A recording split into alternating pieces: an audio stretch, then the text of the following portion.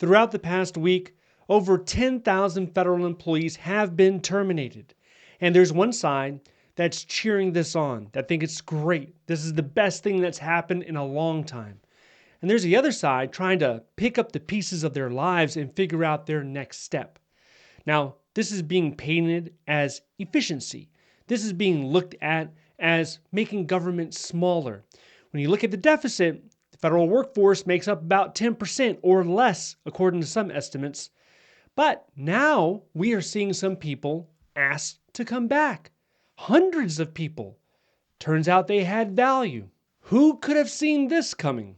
Quick firings result in mistakes. And we've seen the way Elon Musk operates when it comes to making cuts. He has been quoted saying that if you're not cutting to the extent where you need to rehire people, then you're not cutting deep enough. But this isn't Twitter. We're talking about nuclear weapons, nuclear warheads. In a recent move, the Trump administration decided to cut jobs at the National Nuclear Security Administration, the NNSA. This agency has a pretty big budget, $25 billion. And now they realized, the Trump administration has looked at this and said, hey, wait, we fired the wrong people. These same hundreds of people, they received the termination emails. A lot of them were on probation and they got the boot. And now there's a scramble. They're trying to find them. A recent email from the agency reads like this. The termination letters for some NNSA probationary employees are being rescinded, but we do not have a good way to get in touch with those personnel. So to save money, you fired your nuclear watchdogs, even if you're able to find them. Even if you're able to somehow persuade them to answer you back, do you really think that all of them are coming back to that job after you've taken their title, their profession, and you essentially drug it through the mud? You said they were the problem. They probably got the same email that a lot of people got where it says you're a low-performing employee, and maybe they took the advice that's on a lot of the correspondence and they went ahead and they had a great vacation, and now you can't find them. So the NNSA is sending out these emails. They're sending it to their personal email address because their work email address has been deactivated, so they can't do that. So there's this effort nationwide to find these individuals and hopefully try to bring them back to their desk. Let's zoom out for a moment. The U.S. has spent and will continue to spend billions of dollars on their nuclear arsenal. In just 2023, we had over 3,000 nuclear warheads. And President Trump, he wants to continue to denuclearize. He wants to continue to get rid of some of these, but we still have plenty. So we need a workforce for oversight for safety reasons. He's been quoted as saying, there's no reason for us to be building brand new nuclear weapons. We have so many. He also said you can destroy the world 50 times over, 100 times over. Yet while he's advocating for less nuclear, they're now scrambling to find the people that keep the nuclear weapons safe.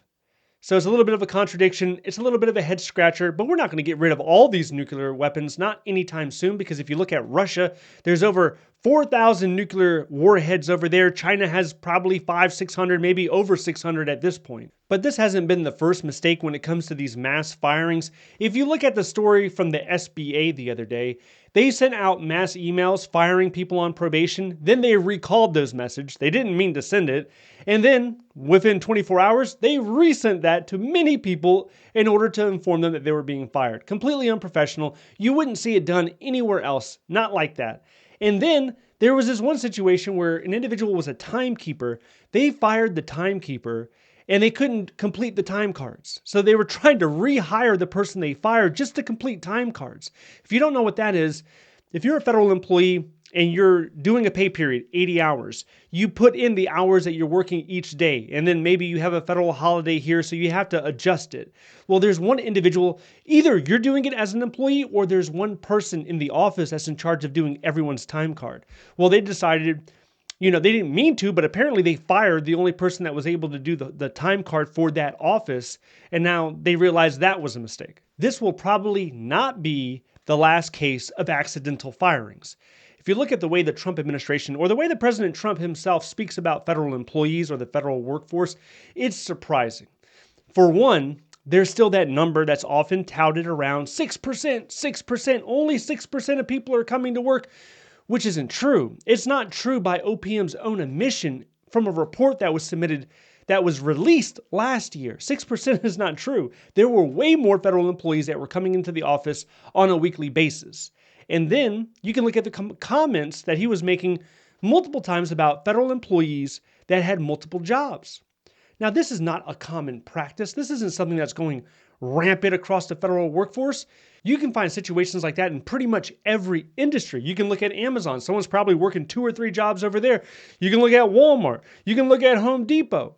So this idea of looking at a workforce as large as the government with over 2 million people in it and then focusing or hyper-focusing on the bottom 10% in order to disparage the rest of the workforce, that's something that's not really appreciated. And then oftentimes you've been hearing these are low productivity roles. That's the category that they're placing federal government jobs by default. That's the generic term, low productivity. There is so much nuance when it comes to every profession in the federal government. There are over 300 jobs. There are a lot of blue-collar jobs. There are trade jobs. There's pipe fitting. There's electricians. There's security administration. There's cooks. There's housekeepers. There's so many jobs. To just place them all under one category and just say, okay, we're going to title them low productivity, I don't think that's accurate.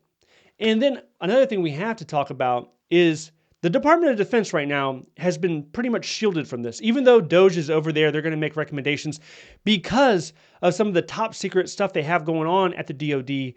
They're going to be somewhat insulated throughout this. But it's interesting to see how DoD is being perceived. The soldier, right? The war fighter, the sailor, the Marine. We like those people. We like them as a society. I don't care where you're at in the political aisle, if you're leaning left or right. We like war fighters because they keep us safe.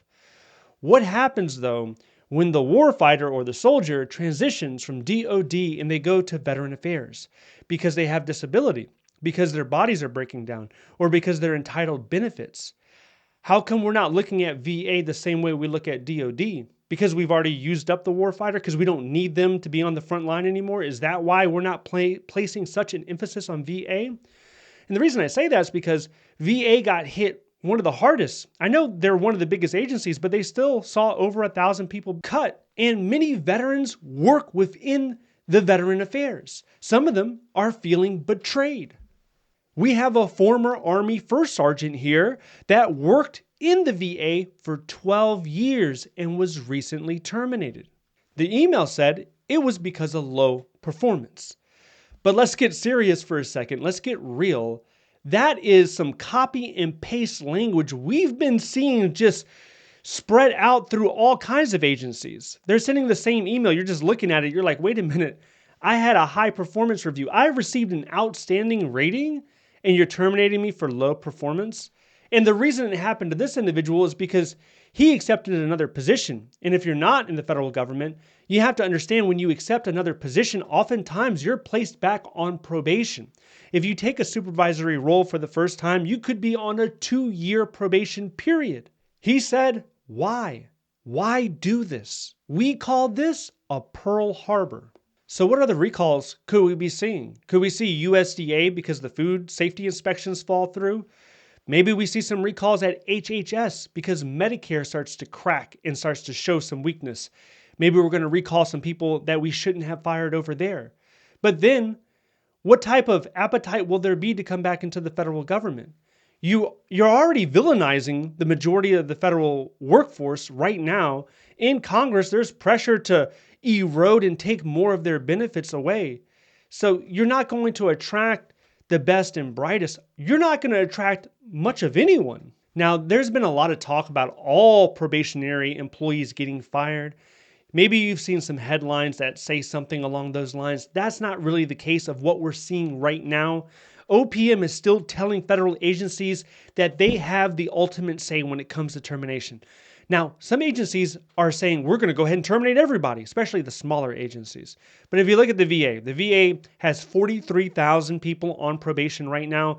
They cut about 1,000, maybe a little bit over 1,000. So they're at like 3 to 4%. That's how much they've cut from the total population of probationary federal employees. So it's going to come down to what job do you hold? And what agency do you work for? Obviously, if you work for the Department of Education or EPA, that would be a heightened risk. Jobs that are considered critical should be more protected, but look at these nuclear positions. We've seen mistakes. Now, if you survive the layoffs, if you still have an appetite to actually continue working in the federal government, there are some changes that will probably be coming to your agency regardless of where you work. And it includes key logging. It includes potential x-rays that you'll have to do in order to get into your building. If you're interested to learn more about that, I want you to watch this video next. If you need a federal resume example, check out the links down below. Thank you so much for watching. I'll see you in the next one.